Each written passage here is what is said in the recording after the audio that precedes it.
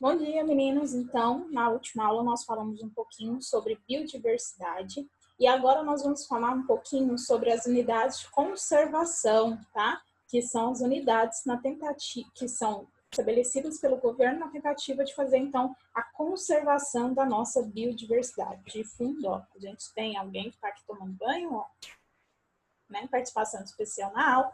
Então, vamos lá. Vou compartilhar aqui com vocês. Então, a gente vai ver a importância das unidades de conservação, tá bom? E o que são as unidades de conservação? Então, o que são essas unidades?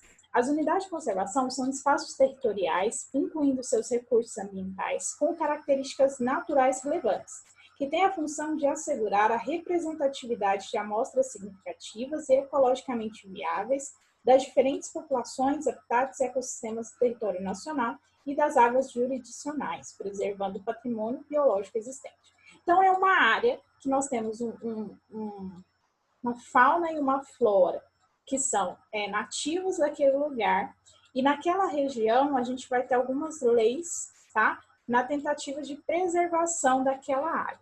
Então, ali nós temos plantas características nativas daquela região e também animais. Podem ter rios, lagos, tá? Então, tudo isso vai ter uma proteção sobre aquela área. As unidades de conservação asseguram às populações tradicionais o uso sustentável. O que é isso? Aquele uso que eu posso utilizar, mas eu tenho que conservar aquele uso. Por exemplo, vou tirar um coquinho, né? Eu não posso tirar todos os coquinhos. Eu tenho que tirar uma parte e preservar a outra para não acabar.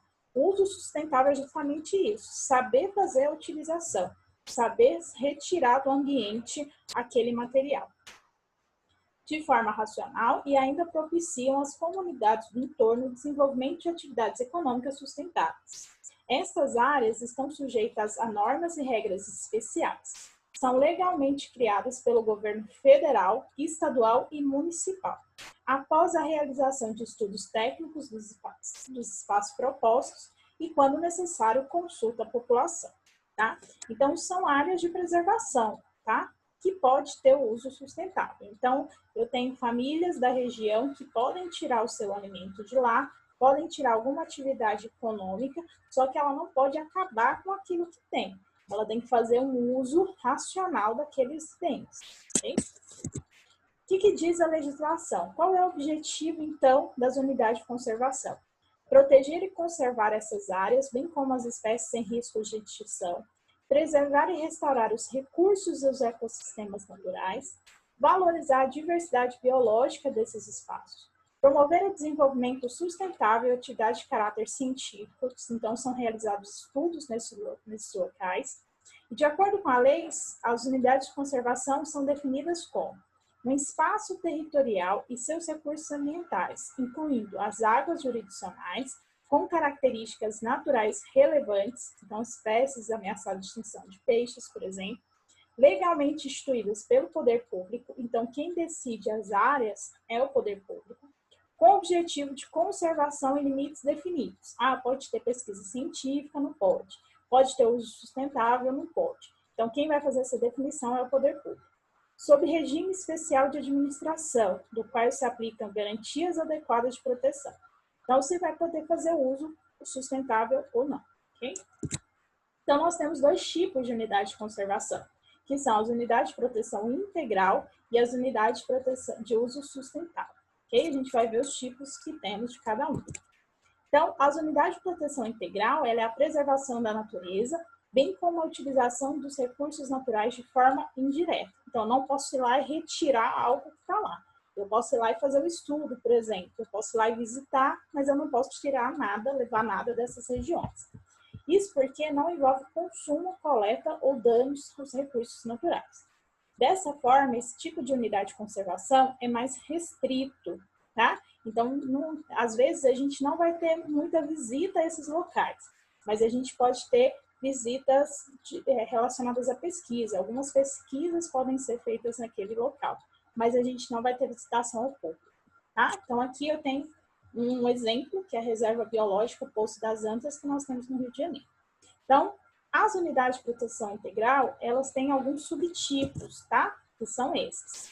estação ecológica, reserva biológica, parque nacional, monumento natural e refúgio de vida silvestre. Então, vamos lá. Estação ecológica, área natural restrita, onde as pesquisas científicas são permitidas somente com autorização prévia. Então, o que a gente tem que fazer? Eu vou fazer uma visita em alguma estação ecológica. Eu tenho que fazer um projeto de pesquisa e enviar para o pessoal do parque, tá? Que é regido por leis federais. Então, eles vão analisar e vão ver que dia que eu quero fazer a visita. E aí eu vou ter aprovação ou não. Esses espaços de estação ecológica, eles não são abertos à visitação pública, tá? Só de pesquisadores. Reserva biológica. Área natural restrita, que tem como intuito a preservação da fauna, que são os animais, e da flora local. Então, nós temos animais e floras nativas daquela região. São, portanto, preservados, não sendo permitida a presença humana ou mesmo modificações da paisagem natural. Então, em reserva biológica, é muito difícil até ter pesquisa, que aí a gente vai ter humanos naquela região, presença humana naquela região. Isso pode afetar, então, os animais, por exemplo. Okay? Parque Nacional. Extensas áreas naturais que abrigam fauna e flora de grande importância ecológica e cênica. As visitas são permitidas, seja de teor educacional, científico ou turístico.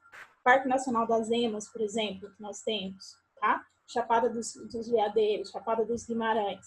É uma área de unidade de proteção integral, só que é aberta à visitação turística, por exemplo.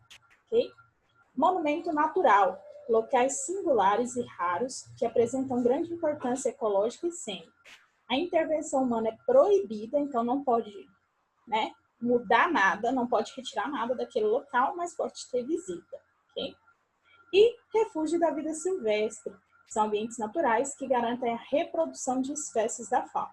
Então, a gente tem animais que são nativos daquela região e essa área ela é utilizada para ter reprodução desses animais. Então, é muito difícil ter visitação, porque isso pode interferir, na reprodução, e visitas de caráter de pesquisa tem que ter aviso prévio. Então, tem que fazer o projeto, enviar e esperar aprovação ou não.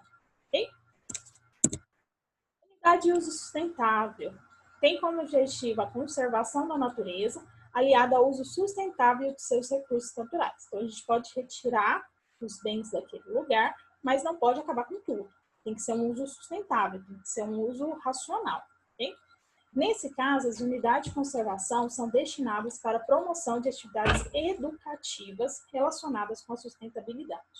Diferente das unidades de proteção integral, essas geralmente podem ser visitadas. Então, essas são mais abertas ao público, tá? Às pessoas da região. Então, quantas são? Nós são só 3, são 7, tá? Então, vamos primeiro. Área de proteção ambiental. Grandes áreas que englobam diversos aspectos biológicos e culturais relevantes. Geralmente, a APA, que é a Área de Proteção Ambiental, permite a presença de humanos mediante o uso sustentável de seus recursos.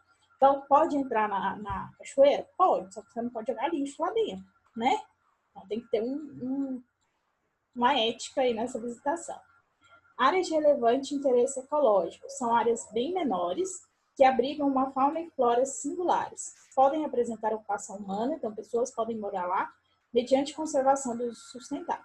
Então, a gente tem pessoas nativas da região que podem morar nesses locais, só que tem que fazer a preservação.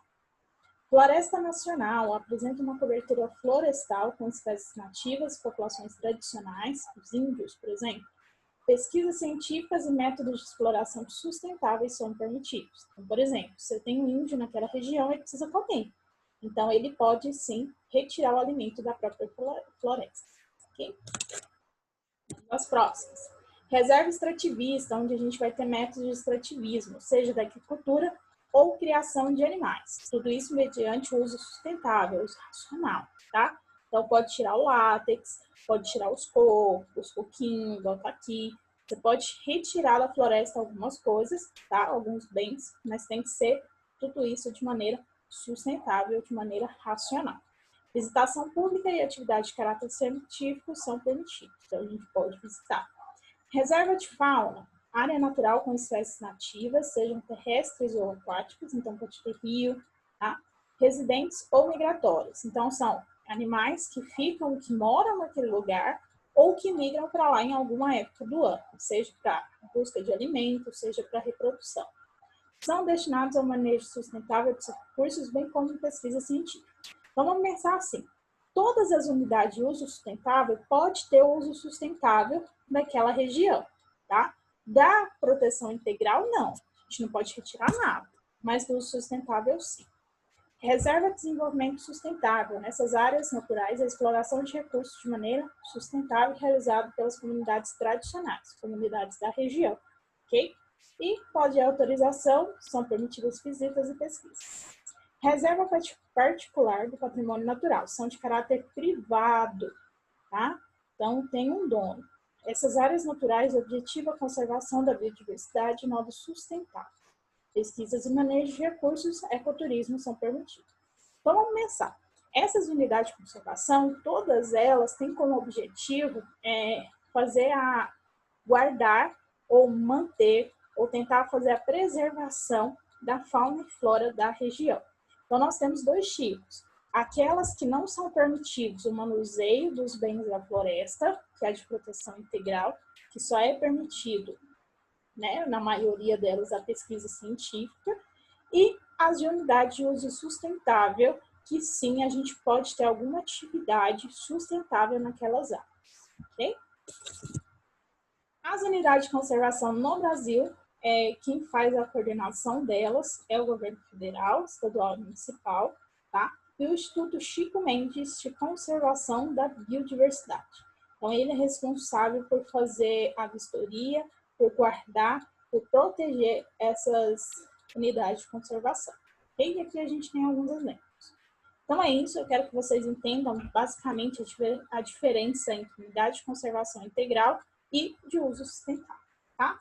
Vou mandar a atividade lá no grupo, peço que vocês copiem, respondam e me mandem as fotos. Qualquer dúvida, tá? Estou à disposição de vocês. Bom trabalho, bons estudos e qualquer coisa é só me procurar. Beijo e bons estudos.